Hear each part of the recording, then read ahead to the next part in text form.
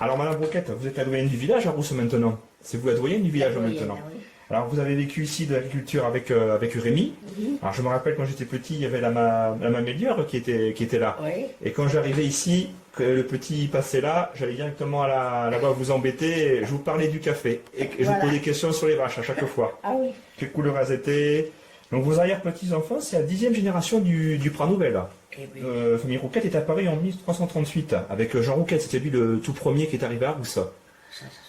C'est possible. Qui était ici. Alors je me rappelle, Rémi me disait que c'est ton arrière-grand-père qui était à l'initiative du temple en 1821 Oui. pour 850 francs à l'époque.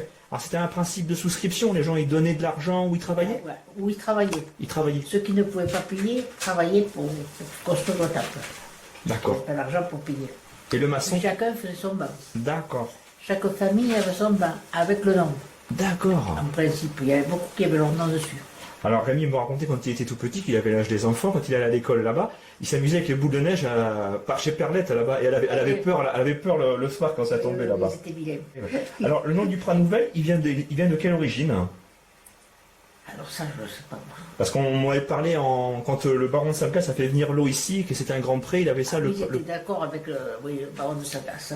Il paraît qu'il faisait faire avec les aïeux des gros repas ici. Alors je lui ai demandé, Monsieur Rouquette, pendant la guerre, il a dû se cacher pour fuir le service du travail obligatoire. Voilà. Il se cachait, il m'avait expliqué, il se cachait, il était parti à Cripsoul. À Cripsoul, oui.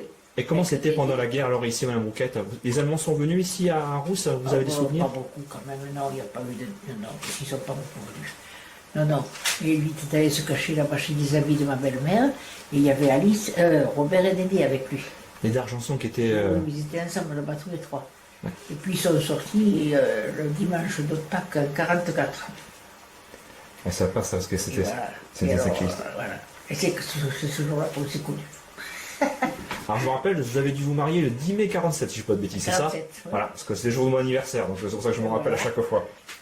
Alors, est-ce que vous vous rappelez de la crue de 1900 de famille, on en a parlé, ou de la fameuse crue de 1900 qui a tout cassé sur Rousse, tout ravagé, détruit les moulins? Vous avez pas, vos parents ne vous ont pas parlé? La crue de 1900 qui avait tout cassé? Si. Ça, ma belle-mère me raconte que donc sa belle-mère a vu l'eau est montée jusque-là. Pareil. Et alors le grand-père, qui avait le moulin, il a dit, il me faut vite enlever toute la farine, tout le grain qui est dans le moulin, parce que tout va partir. Et alors il est allé pour enlever ce là-bas, parce que là, le moulin a résisté. Mais le pont est parti. D'accord. Et quand le pont est parti, le grand-père a dit, mes pauvres amis là-bas, ils vont se noyer, ils vont être noyés. Et donc au pont de Avébron, il y avait un moulin, et tout le monde est parti. Ils sont tous morts.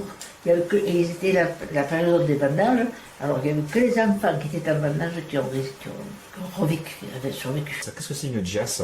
Une jasse, tu vois, comme là, il y en a une dans le chemin du Boss. Oui. Et puis voilà, les chasses, c'était des granges où ils mettaient du foin. Parfois, tu sais, c'était... Ça sont des remises... Voilà. C'était comme des granges.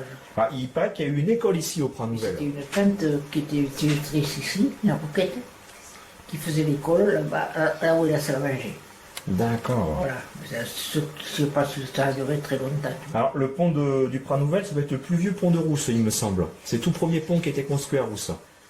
Peut-être. Parce que c'était le pont à 3 arches et c'est le seul qui a 3 arches ici à Rousse. Oui. C'est l'ancienne route, ça, qui passait par Avinières, Garavieux, par le Gars. Ah oui. Comment fait-on le pélardon? Avec du fromage, avec des chèvres? Oui. On met un peu de présure un peu dans le lait? Dans le lait, puis tu fais cailler ton lait, puis tu mets dans tes... Comment ça s'appelle? Des petits moules? Oui. On appelle ça les faïcelles en patois. Et comment ça s'appelle, Marie-Lise? Les faisselles. En patois? Les faisselles. Ah bon? Et après, il faisait combien de temps pour le mettre à maturité pour qu'il arrivait? Ah ben, c'est-à-dire, là, après, il faut quand même... Tu le retournes dans la journée 2 ou 3 fois, tu vois, pour qu'il prenne bien la forme. Puis pour qu'il sèche, il faut quand même pas mal de temps. Alors, avant, vous faisiez du beurre ici, vous aviez fait un peu de beurre pour Saint-André? Avec une baraque. On le faisait là. Alors, comment vous faisiez pour faire... Tous les jours, tu écrémais ton lait, matin et soir. Et puis tu le gardais et au bout de 8 jours, tu faisais ton beurre. Et comment vous faisiez pour le faire refroidir, le beurre? Alors vous le montiez là-haut à la source Et là des fois, pour la crème, on la montait à la source là-haut. On n'avait pas de frigo. C'était très À propre. la source là-haut dans le bois. Alors je voulais vous remercier Madame Roquette pour tout ce que les générations qui ont été accueillies ici avec la transmission. Est-ce que pour finir vous pouvez nous faire une phrase en occitan s'il vous plaît, nous la traduire? Je suis bien contente de vous voir. Voilà. Et ça signifie? Je suis bien contente de vous voir. Eh ben, c'est réciproque. Merci beaucoup Madame Roquette. Voilà. Alors Bernard, au regard de tes années de travail à la poste, à la mairie, à la ferme, comment tu as vu évoluer le village en une carrière? Le village a évolué en population, la population a augmenté, le nombre d'animaux aussi. Tout le monde, le village s'est développé. Alors pour entretenir, il y a il y a le boulage dirigé, l'écobuage, ou alors le girobroyage. Est-ce que tu peux nous parler de l'écobuage, de la période et du mode de la procédure un peu? Alors la procédure, il faut déjà... il y a deux possibilités avec l'écobuage. Soit l'écobuage fait par l'exploitant lui-même avec l'aide de 2 ou 3 personnes. Mais pour cela, il faut que la demande soit faite en mairie. Voilà. Enfin, il faut faire la demande en tout cas 1 mois avant l'écobuage. Et la période d'écobuage officielle, je ne sais pas, il y a un arrêté préfectoral qui est mis à jour régulièrement. Sur le terrain, comment ça se passe? Il y a des coups de feu? Tout dépend du terrain, où est-ce que ça se trouve. Hein. Si c'est à proximité d'un bois ou d'une forêt domaniale et tout ça, il vaut mieux qu'il y ait un pare-feu important. Quoi. Les pompiers viennent pas forcément, non? C'est pas Les obligé. pompiers ne sont pas forcément Invités, là. convoqués, mais on peut le faire justement des écobuages dirigés avec les services des pompiers, de la sécurité civile, des pompiers de Brignoles ou de Nogent-le-Rotrou. Alors, une question à Félix, elle travaille dans les coupes en face. Ce bois était destiné à quel usage? C'était pour la charpente, c'était pour le papier? Du bois pour la pâte à papier, soit c'était pour faire des traverses de chemin de fer au départ. C'était du bois de hêtre qui était scié sur place ici. Il y avait une entreprise de scierie là, à la place du garage de David Fort là.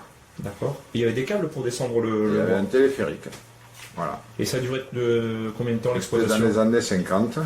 Alors, la race aubrac, elle a failli disparaître il y a 40 ans avec la fin de l'attraction animale. Alors, c'est une race qui est rustique, la longévité, facilité de vélage. Elle correspond bien aux conditions de Cévennes, donc c'est pour ça qu'elle est un peu repartie. Ah oui, c'est vrai qu'elle s'adapte assez bien aux Cévennes, mais seulement son pays d'origine, c'est quand même le plateau de l'Aubrac. Il y a peut-être d'autres races qui sont peut-être aussi rustiques, je ne sais rien. Alors, l'avantage, c'est qu'avec le croisé charolais, ça fait un phénomène d'hétérosis intéressant, là. Voilà, on arrive à faire de la fleur d'Aubrac.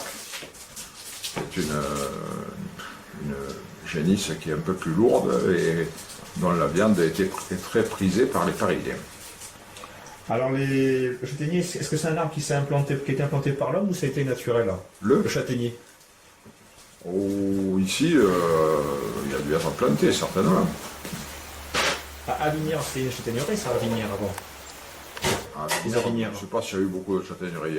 Il y a surtout du chêne et du Avignon même. Hein, il y a un peu de châtaignier en bas de la montagne. Il y a peut-être un peu de vigne. Les chèvres ont disparu. Est-ce que le paysage se forme un petit peu? Il y a des anciens champs qui ont disparu. Qu'est-ce que tu en penses, toi, Bernard? Là, il faut remettre des chèvres. Sous quel principe? Des chèvres pour faire des chèvres, ou soit des chèvres à viande, soit des chèvres à lait peut-être, mais il faut remettre des chèvres pour réouvrir le paysage. Alors, pour ou, finir, du mouton, ou du mouton. Ou du mouton. Alors pour finir, Bernard, je voulais te remercier. Est-ce que tu peux nous faire une phrase en occitan et la traduire? Ah, ça y est pas, c'est comprendre. Oh, j'essaierai. Ah, mais ça va alors. T'as tout compris. Ben, merci beaucoup, Bernard.